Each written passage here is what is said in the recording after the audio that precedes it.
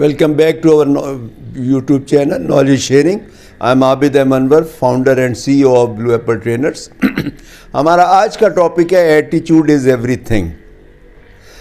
एक पुरानी सेइंग है, आपने भी सुनी होगी, a man is known from the company he keeps, कि लोग जो जिस माहौल में जैसे लोगों में रहते हैं उसी तरह के हो जाते हैं। अगर पॉजिटिव में होंगे तो पॉजिटिव में होंगे, नेगेटिव में होंगे तो नेगेटिव हो जाएंगे। और इसके हवाले से आज जो मैनेजमेंट साइंस है वो ये कहती है कि सराउंडिंग बहुत इम्पोर्टेंट है। आप अपने सराउंडिंग जो अतराफ़ हैं उनको आप सेलेक्ट कीजिए, अच्छे पॉजिटिव लोगों के साथ आप रहिए, नेगेटिव लोगों को आप अवॉइड कीजिए, उनसे ताल्लुकात न रखिए।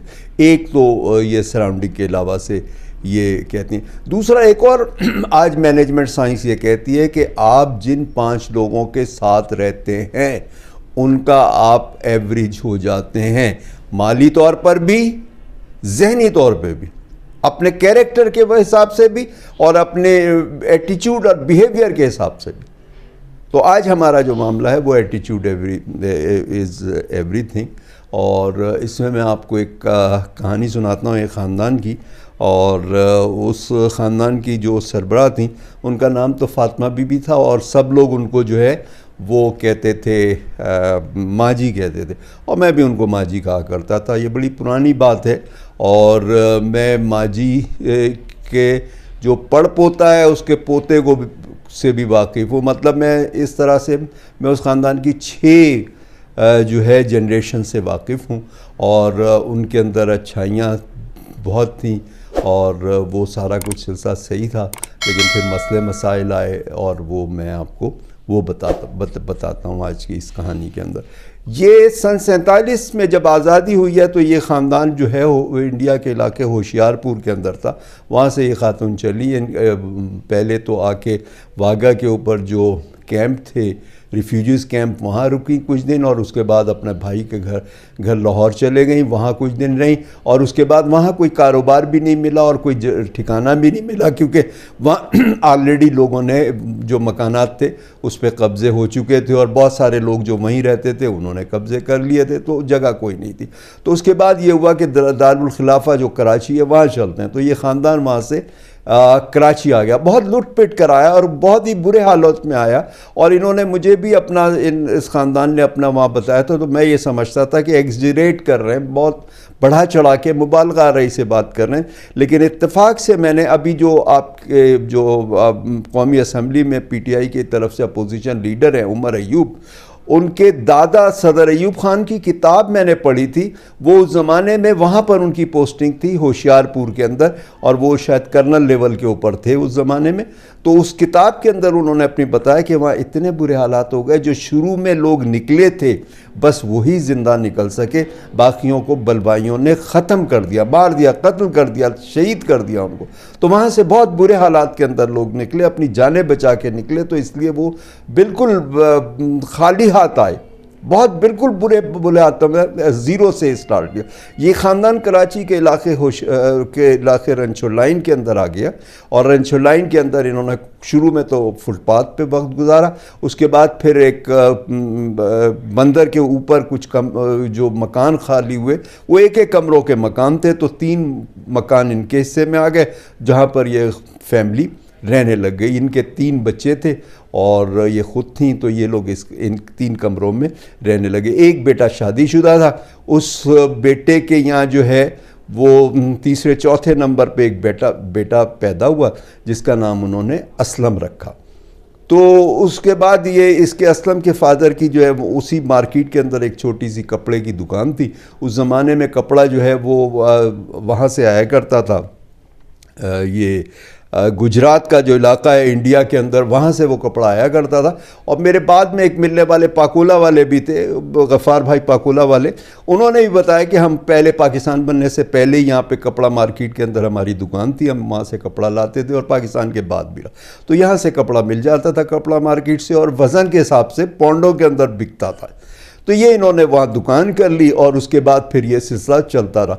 असलम जब कुछ پڑھنے کے بڑا ہوا تو اس کو وہاں نزدیکی ایک اسکول کے اندر داخل کر دیا. اس وقت اسکولوں کی فیسیں نہیں ہوتی تھی تو اسکول کے اندر داخل کر دیا, اور وہ اس نے 5 کلاس تک پڑھا. گھر کا ماحول چونکہ بڑا پازیٹیو تھا تو اس لیے اسلم کے اندر بھی بڑی پازیٹیوٹی تھی اور نیگیٹیوٹی نہیں تھی, تو یہ اپنا سلسلہ چلتا رہا. جب 5 کلاس پڑھ لی تو وہ چونکہ گھریلو حالات ابھی اتنا اچھے نہیں تھے, پاکستان میں کاروبار ایسا کوئی خاص تھا نہیں, تو اس کو جو ہے وہ وہاں سے ہٹا لیا. اور اس کے والد کے چونکہ کپڑے کی دکان تھی تو وہاں بہت سارے لوگ آتے تھے جس میں درزی بھی ہوتے تھے, تو ایک درزی جن کے ساتھ جو اچھے تھے اور ان کے ساتھ دوستانہ مراسم تھے, ان کی دکان پہ چھوڑ دیا کہ بھائی اس کو جو ہے نا آپ دیکھو اور اس کو جو ہے نا اس کو کام سکھاؤ تاکہ یہ بعد میں اپنی دکان کر لے.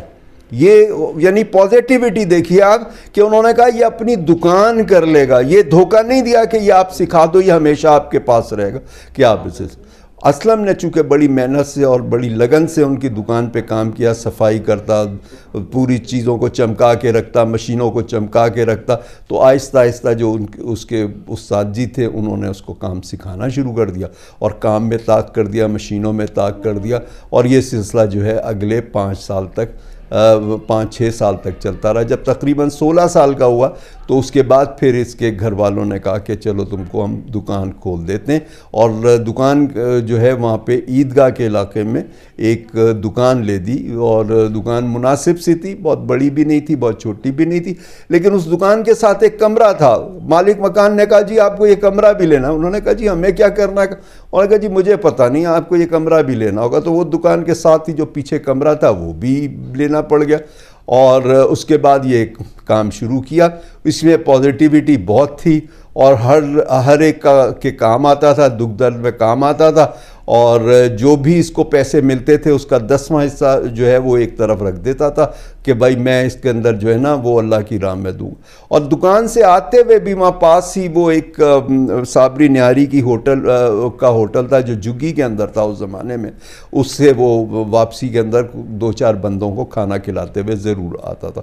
تو سستا زمانہ تھا لیکن کاروبار بالکل نہیں تھا. لوگ کپڑے بہت کم سلاتے تھے, سال میں بمشکل عید کے اوپر کوئی کپڑا سلوا لے تو سلوا لے, کپڑے کا کوئی سلسلہ ہی نہیں تھا. بالکل کاروبار بہت برا انعام تھا اور بہت کم پیسوں کے اندر ہوتا تھا. تو اس کی دکان کے اوپر بھی کوئی نہیں, حالانکہ جو اس کے دوست تھے وہ بھی آتے جاتے تھے, اس کے بھائی کے دوست آتے تھے, محلے کے دوسرے لوگ بھی آتے تھے, لیکن کپڑا کوئی سلواتا نہیں تھا. ایک دفعہ کیا ہوا کہ ایک بندہ اس کی دکان پہ آیا, کیونکہ یہ کم عمر بھی تھا تو اسے کوئی کپڑا سینے کو نہیں دیتا تھا, اور اس کی دکان میں کوئی سلا ہوا کپڑا بھی نہیں ہوتا تھا کہ جسے دیکھ کے وہ کوئی کام دے. تو بڑے بار اس کو لوگ کہتے تھے کہ یار کام چھوڑ دو, لیکن یہ کہتا تھا کوئی بات نہیں. کہتا تھا گرتے ہیں شہر سواری میدان میں, تو وہ جو ہے وہ میدان جنگ میں, تو وہ کہتا تھا کہ نہیں میں نے یہ کام شروع کیا تو میں اسی کو کروں گا. کپڑوں کی چیز جو ضرورت ہے وہ تو سارے ملک کو ہے, سارے شہر کو ہے. کب تک لوگ کپڑے نہیں بنائیں گے, اور کپڑے بنیں گے. اور کچھ درزیوں کے کام تو اچھے چل رہے ہیں, میرے استاد جی کا کام بھی اچھا چل رہا تھا اور دوسرے لوگوں کے بھی کام چل رہے ہیں. میں تھوڑا کم عمر ہوں تو لوگ وہ نہیں کرتے, لیکن آہستہ آہستہ کریں گے, میرے سے کام کرائیں گے. تو وہ اس کے اندر اس نے کہا کہ کوئی بات نہیں, فیلور سے وہ نہ گھبرایا, ریجیکشن سے وہ نہ گھبرایا, لیکن وہ اس کے اندر لگا رہا. اس کے بعد ایک دفعہ ایسا ہوا کہ ایک بندہ فیصل آباد جا رہا تھا اور اس کو ارجنسی تھی. اس صبح کے ٹائم آیا, اس نے کہا جی مجھے جو ہے نا دوپہر کو مجھے کپڑے چاہیے ہوں گے کیونکہ شام کی ٹرین سے میں فیصل آباد جا رہا ہوں. انہوں نے کہا ٹھیک ہے. تو یہ پہلا گاہک تھا اس کا. اس نے کیا کیا کہ اس گاہک کے بڑے اچھے طریقے سے کپڑے سیے, اور جب وہ آیا دن میں لینے کے لیے تو اس کو کپڑے مل گئے, اور اس نے بغیر دیکھے کپڑے جو ہے وہ ایک اخبار کے اندر لپٹے ہوئے تھے, وہ اس نے لے لیے اور وہ لے کے وہ چلا گیا. ایک ہفتے بعد وہاں فیصل آباد سے آیا تو وہ بڑا خوش تھا. اس نے کہا جی آپ نے تو بڑے اچھے کپڑے سیے اور ناپ بھی بالکل ٹھیک ہے, اور میں 2 سوٹ وہاں سے لایا ہوں, ایک اپنے لیے اور ایک اپنے بھائی کے لیے. اور اس نے پھر ایک دن بھائی کو بھی لا کے ناپ دیا اور اس کا بھی سلا دیا. اسلم کے گھر میں چونکہ تعلیمی ماحول تھا, مذہبی ماحول تھا, تو یہ جو ہے وہ وہاں سے کیا نام ہے اس کا کتابیں پڑھتا تھا، کوئی نہ کوئی کتاب پڑھتا رہتا تھا. پھر پاس ہی اردو بازار تھا، وہاں سے اس نے کتابیں لے کے پڑھنی شروع کر دیں. پھر اس نے انگلش اردو بول چال کی لی، کتابیں پڑھنی شروع کیں. اور ایسے وقتاً فوقتاً کوئی نہ کوئی کتاب پڑھتا تھا. ایک کتاب ختم ہو جاتی تو نئی خرید لاتا. تو اس سے وہ سارا سلسلہ چلتا رہا. صبح اس کا روٹین یہ تھا کہ یہ چونکہ مدرسے میں بھی پاس ہی صابری مسجد ہوتی تھی، تو وہاں سے یہ اس نے قرآن شریف پڑھا تھا، اور گھر پہ قرآن شریف کا بھی عادی تھا. اور صبح جو ہے فجر نماز بھی تقریباً پابندی سے پڑھتا تھا. فجر کی نماز اس نے جو ہے وہ پڑھنی شروع کر دی مسجد میں جا کے. اور اس کے بعد پھر وہ وہاں سے نکلتا، اور وہ 1 گھنٹے تک کبھی ٹہل لگا رہا ہے، کبھی ورزش کر رہا ہے، کبھی اٹھک بیٹھک لگا رہا ہے. تو 1 گھنٹے وہ کر کے پسینے سے شرابور ہو گئے گھر آتا. اس کے بعد قرآن شریف پڑھتا، اور کوئی نہ کوئی کتاب بھی پڑھنے لگ جاتا. اور اس کے بعد ناشتہ کرتا. گھر میں چونکہ پھل آیا کرتا تھا، وہ پاس ہی اقبال مارکیٹ تھی، وہاں سے پھلوں کی جو ہے وہ ٹوکریاں اور پیٹیاں آتی تھیں. تو یہ ناشتے کے اندر جو ہے وہ پھل سے ہی زیادہ تر ناشتہ کرتا تھا، یا اصلی گھی کا جو ہے وہ پراٹھا اور اس کے ساتھ دہی ہوتا تھا. تو یہ اس کا وہ ناشتہ تھا. اس کے بعد یہ دکان چلا جاتا، سارا دن وہاں رہتا. اکا دکا کوئی گاہک آتے اور وہ ساتھ میں اور اس کو وہ پڑھ لیتا، کتابیں پڑھ لیتا. اور اس طرح سے ٹائم چلتا رہا. ایسے شروع کا سال بڑا مشکل گیا، بہت تکلیف دہ گزرا. گھر سے بھی ادھار لے کے کرایہ دیتا رہا، لیکن بہرحال وہ سال نکل گیا. اس کے بعد پھر آہستہ آہستہ کام بڑھتے چلا گیا اور اس کے بعد وقت کے ساتھ ساتھ پروگریس ہوتی چلے گئی. اس نے کیا کیا کہ اس کے اندر جو ہے وہ گھر میں پیسے جیسے پہلے دیتا تھا ایسے دیا. تو اس کے والدین نے کہا کہ نہیں، اب تم ایسا کرو، شادی کے لیے پیسے جوڑنا شروع کرو، آپ اپنے دکان کا خرچہ اور اپنے خرچے پورے کرو، اپنے وہ پہننے اوڑھنے کے، اور دکان کے اوپر جو ہے وہ خرچہ نکالو اپنا اس پیسے سے. اس نے کیا کیا کہ پیسے بچانے شروع کر دیے. اور اس کے بعد اس کے پاس کچھ عرصے بعد ایک صاحب آئے، ان کا نام عارف تھا.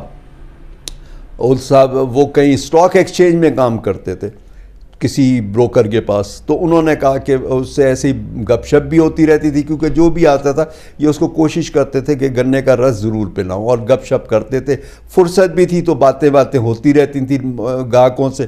تو وہ ان سے کپڑے کبھی کبھی سلوا لیتے تھے سال 6 مہینے کے اندر. اور اس کے بعد پھر انہوں نے جو ہے اس سے ایک دن بات ہوئی تو اس کو کہا کہ نہیں، تم ایسا کرو کہ جو پیسے ہیں، انہوں نے مشورہ کیا کہ میرے پاس پیسے ہیں تو میں کیا کروں. اکثر لوگوں سے مشورہ، کوئی کہتا تھا پلاٹ لے لو، کوئی کہتا تھا کہیں مکان خرید لو، کوئی کہتا تھا سونا لے لو، کوئی کہتا تھا کہ کہیں اس کے اندر جو ہے گورنمنٹ کے جو بانڈز ہوتے ہیں اس میں لگا لو.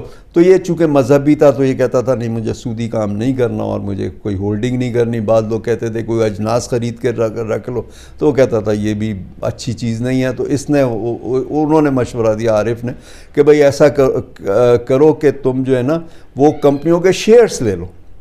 اس نے کمپنیوں کے اس کے کہنے پہ وہ جتنے پیسے بچائے تھے شادی کے لیے وہ اس نے جمع کرا دیے، شیئرز لے لیے اس کے، اور وہ سلسلہ چلنے لگا. کچھ عرصے کے بعد دکان والے نے کہا کہ بھائی میرے کو جو ہے نا یہاں سے میں دوسرے شہر جا رہا ہوں تو مجھے یہ دکان بیچنی ہے.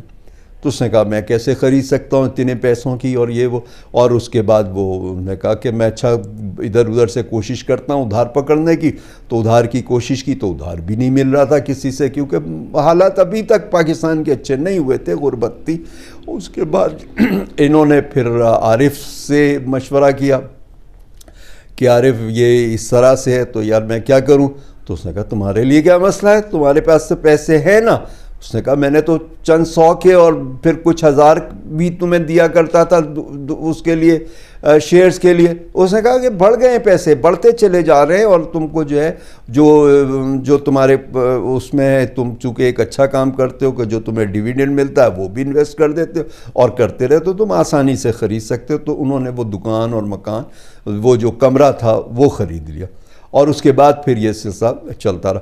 پازیٹیوٹی چونکہ گھر کی تھی تو کسی سے جھگڑا نہیں، کسی سے اختلاف نہیں، کسی گاہک سے کوئی ڈسپیوٹ نہیں. بعض دفعہ گاہک وہ کہتے تھے پیسے کم دینے تو وہ کہتے تھے کوئی بات نہیں کم دے دو. انہوں نے ایک کام یہ کیا ہوا تھا، دکان کے اوپر ایک ریٹ لسٹ لگا دی تھی ہر کام کی، کیونکہ وقت کے ساتھ ساتھ انہوں نے ہر قسم کی چیز سینی شروع کر دی تھی. پہلے جو ہے کرتا پاجامہ، پھر شلوار قمیض، پھر اس کے بعد پینٹ، پھر آہستہ آہستہ سوٹ، پھر کبھی کبھی لیڈیز کے آئٹمز. تو یہ اس طرح سے ان کے وہ کافی ساری چیزیں ہو گئی تھی، کیونکہ فرصت ہوتی تھی، ایک دو کاریگر رکھ لیے تھے اور اس کے بعد پھر پچھلے کمرے میں کچھ سامان رکھا ہوتا تھا جو وہ کمرہ تھا. اس کے بعد پھر انہوں نے جو ہے وہ ہر قسم کا کام کیا. ریٹ لسٹ لگی ہوتی تھی لیکن ریٹ پہ کوئی بحث نہیں کرتے تھے. بعض لوگ اتنے پیسے نہیں دے پاتے تھے تو وہ خاموشی سے لے لیتے تھے. اگر آدھے کوئی پیسے دیتا تھا، آدھے پونے، تو اس سے بھی لے لیتے تھے. تو اس کی وجہ سے گاہک ان کے بہت اچھے ہو گئے تھے، ان کے ذاتی دوست سے بن گئے تھے اور مختلف گاہکوں کا کام یہ کرتے رہتے تھے. اس کے بعد پھر جو ہے ان کا شادی کا سلسلہ ہوا تو ان کے گھر والوں نے لڑکی دیکھنی شروع کی. تو خیر وہ ان کی دادی کی کوئی سہیلی تھی حیدرآباد میں، ان کی بیٹی کے ساتھ جس کا نام نسرین تھا، اس کے ساتھ شادی کر دی. ایسے ہی اس کا بھی ماحول تھا، دینی ماحول، علمی ماحول، اور اچھے وہ لوگ تھے، تو یہ پازیٹیوٹی اور بہتر ہو گئی. اب ان لوگوں نے کیا کیا کہ ایک تو روزانہ تقریباً یہ اسلم وہاں سے واپسی آتے ہوئے دکان سے وہ روزانہ وہاں پہ صابری ہوٹل پہ لوگوں کو کھانا کھلانا، 5-10 کو روزانہ کھانا کھلا کے آنا اس سے. اور دوسرا یہ کہ ہر ہفتے ہی انہوں نے کچھ پھل وغیرہ وہاں لے کے جانے سول اسپتال بچوں کے وارڈ کے اندر، اور وہاں پر کچھ پھل بانٹنے، کچھ ٹافیاں بانٹ دینی، کچھ ایسی چیزیں بانٹنی. تو ان کو بڑی دعائیں ملتی تھیں. آخر ایسا ہوا کہ یہ سلسلہ چلتا رہا کچھ عرصے تک، اور ان کے یہاں کوئی اولاد نہیں ہوئی. تو ان کے پاس فرصت بھی تھی، پازیٹیوٹی بھی تھی.